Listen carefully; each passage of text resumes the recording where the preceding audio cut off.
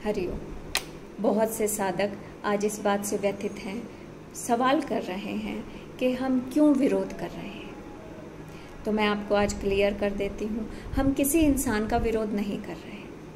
हम उन कर्मों का विरोध कर रहे हैं जो धर्म के विपरीत हैं, जो हमारे बापूजी के संस्कारों के विपरीत है। बापूजी का लाखों बच्चों का परिवार है। एक बात बताइए, एक परिवार में एक बच्चा गलत संग में पड़ जाता है और गलत लत लग जाती है उसे। हमें दिखता है कि वो अपना जीवन बर्बाद करने जा रहा है, तो घर के बाकी सदस्य क्या करते हैं? उसे छोड़ देते हैं उसके हाल पे? नहीं ना, बाकी सदस्य हर वो संभव प्रयास करते हैं कि हमारा जो भाई बहन जो भी हैं वो गलत संग में पड़े हैं, हमें उन्हें वापस लाना है, परिवार को टूटने नहीं देना है। बहुत समय लगा है, बहुत मेहनत लगी है बापूजी की लाखों के परिवार को सींच के खड़ा करने में, और आप जो कर रही हैं वो इन सब के विपरीत जा रहा है। पहले आप बापूजी की बगिया का एक फूल थी, जब तक आप उनके सिद्धांतों पे चलती थी, जब तक आप में थोड़ी सी श्रद्धा भाव था। अगर आप बापूजी के आज्ञा अनुसार चलती तो आपको कुछ मांगने की ज़रूरत थी ही नहीं, सब आपका ही तो था। पर आप ऐसी संगत में जाके पड़ गई हैं कि श्रद्धा तो दूर की बात है, अब तो आप पिता भी नहीं मानते, क्योंकि आपने बेटी होने का कोई दायित्व निभाया ही नहीं। आप इतने गलत संग में हैं कि आप सही गलत का अंतर भूल गई हैं। हमारे बापूजी सूर्य भगवान हैं, कैसी व्यापकता है उनकी, हर जगह सूर्य भगवान का प्रकाश पहुंचता है। वैसे ही हमारे गुरुजी हर कण कण में समाये हैं, और बापूजी का विरोध करके आप मात्र एक अगरबत्ती बन के रह गई हैं, जिसमें खुशबू भी आर्टिफिशियल है और जो देती भी फेफड़ों की बीमारी है। ऐसे ही आपका शास्त्र विपरीत जो ज्ञान है वो भी साधकों को बीमारी ही तो दे रहा है, श्रद्धांतरण की बीमारी। धर्मांतरण का जब इतना विरोध होता था, धर्मांतरण को जब इतना गलत बताया जाता था, तो आप सोचिए जो श्रद्धा हमें 84 लाख जन्मों से पार करती है, आप तो उसी के साथ खिलवाड़ करने चली हैं। एक बहुत विशाल बरगद का पेड़, हम सब उसके पत्ते, जब तक उस पेड़ से जुड़े रहेंगे तब तक हरे भरे रहेंगे। पर पत्ता ये सोच ले कि मैं पेड़ से अलग होकर एक अलग से वृक्ष बना दूंगा, तो ये संभव ही नहीं है। आप साधकों की श्रद्धा को तो नहीं समझ पाती, उनके प्रेम को नहीं समझ पाती, क्योंकि आपने कभी जीवन में गुरु धारण ही नहीं किए। आप जिस मार्ग पे चलने का दावा कर रही हैं, उस मार्ग पे आप तो खुद कभी चले ही नहीं हैं। जिसके जीवन में गुरु ही नहीं, वो गुरु के महत्व को, गुरु मंत्र की महिमा को क्या जाने। आपकी चमची कहती है कि बापूजी की श्री चित्र लगाने की, तस्वीर साहब लगाने की आज्ञा नहीं है। राजनेताओं के चित्र लगाने की आज्ञा है क्या? आप तो कभी जिंदगी में शास्त्र पढ़े होते तो आपको पता होता कि राज से हमेशा धर्म ऊपर रहता है।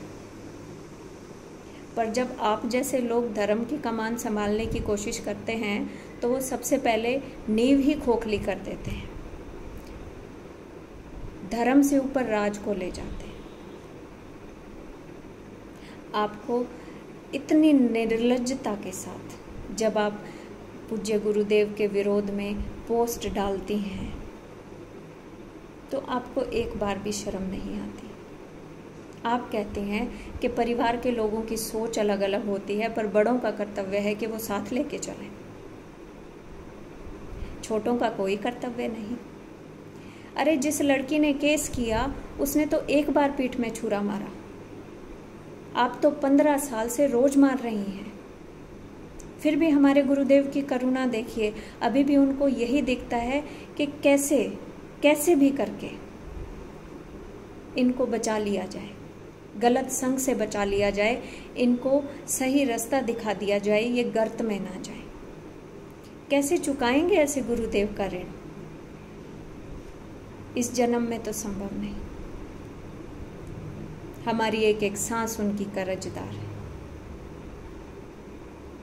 आपके पास साधक जाते हैं अपनी व्यथा लेके कि कैसे लाएं हम बापू को बाहर, क्या करें हम, और आप जवाब देती हैं क्या रखा है जोधपुर में, यहाँ हयात संत बैठे हैं, यहाँ आइए। पहले तो ये बताइए आपको संत मानता कौन है?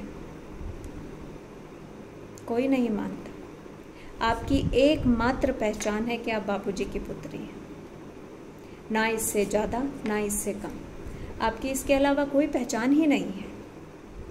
किसी साधक को आप कहती हैं 6 पूनम यहाँ भरिए, 6 पूनम वहाँ भरिए।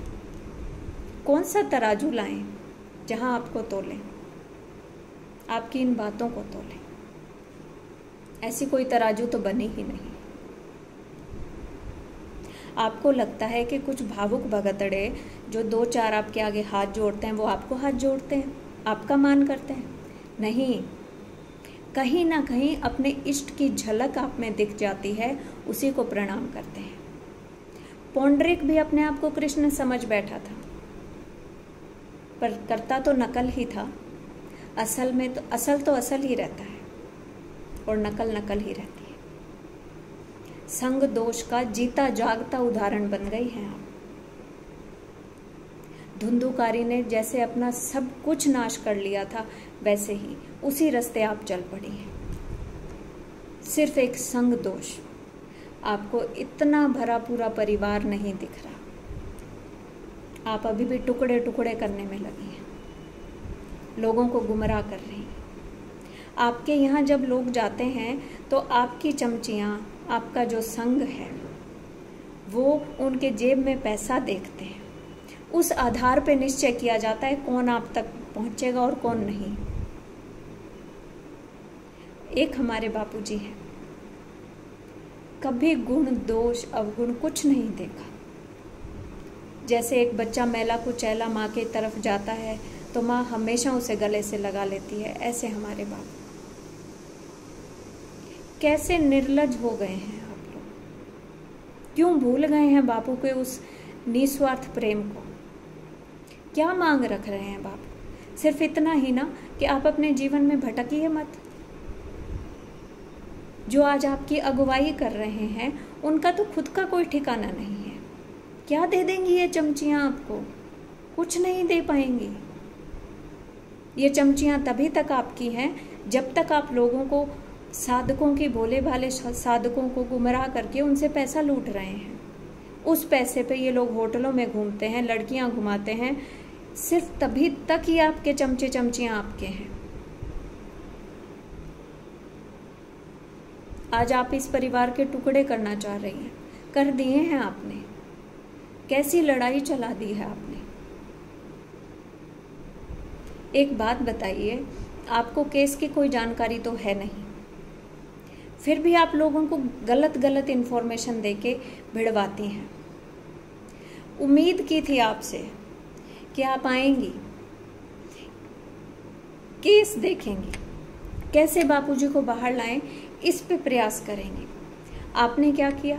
वैसे आपसे उम्मीद मुझे यही थी कि आप ऐसा ही कुछ करेंगे। आपने ऐसी भ्रांतियां फैलाई और जोधपुर में होल्डिंग लगवा दिए। आपको जरा शर्म नहीं आई? आप परिवार की इज्जत बाजार में उछाल रही हैं, क्यों नहीं समझ पा रही हैं? संग तो आपको कुछ सालों का मिला है ना, संस्कार तो बचपन से दिए हैं, थोड़ा तो उन्हें याद कीजिए अपने जीवन में।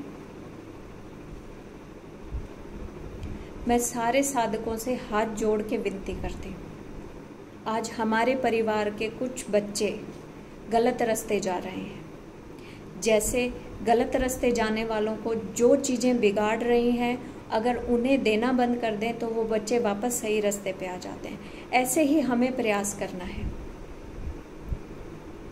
आज साधकों का पैसा उन्हें बिगाड़ रहा है, उन्हें मनमानी करा रहा है, लोगों से पुजवाने की जो उनकी वासना है, उन सब को ध्यान में रखते हुए हम सब साधक एक चीज़ हमेशा याद रखें, हमारे बापू ने कोई कमी नहीं रखी, हमें कहीं जाने की ज़रूरत नहीं है, पर हमें परिवार के उस हिस्से को भी अपने साथ मिलाना है। इसलिए आप सबका सहयोग चाहिए। उनका त्याग कर दीजिए, उन चीज़ों का त्याग कर दीजिए जो उन्हें बिगाड़ रही है। फिजूल का पैसा देना बंद कर दीजिए, वहाँ हाथ जोड़ने बंद कर दीजिए। अपने आप जिन चीज़ों की वासना है, जब वो चीज़ें ही नहीं मिलेगी तो वो देर सबेर उनको समझ आएगा कि हमारा रास्ता गलत था। और हम इस दैवी कार्य में अगर थोड़े से सहभागी होते हैं तो ये हमारा सौभाग्य होगा। आज पूज्य बापू जी की कृपा से हम लोगों को हमारे परिवार को टूटने से बचाना है। सिर्फ हमें उन चीज़ों का विरोध करना है, हमें उन कर्मों का विरोध करना है जो कि धर्म के विपरीत है। हमें एक हो जाना है, एक निष्ठ भक्ति हमारी बनी रहे, और उन बच्चों की भी, उन परिवार के उस हिस्से की भी श्रद्धा हमें वापस जोड़नी है। संघ का असर दिख रहा है तो अब हम उसे सुधार के वापस हम हमारे परिवार में जोड़ेंगे। वहाँ पे पैसा देना, वहाँ पे जी हजूरी करना बंद कर दीजिए, तो अपने आप वो बच्चे लाइन पे आएंगे। बस आपसे यही विनती है, इस दैवी कार्य में सहयोग कीजिए, छोड़ दीजिए। क्या कमी रखी है बापू ने, सब दिया है, और परिवार को भी तो एक रखना है ना, हमारा भी तो कर्तव्य है। चलिए निर्वहन करते हैं इस कर्तव्य का। हरिओम।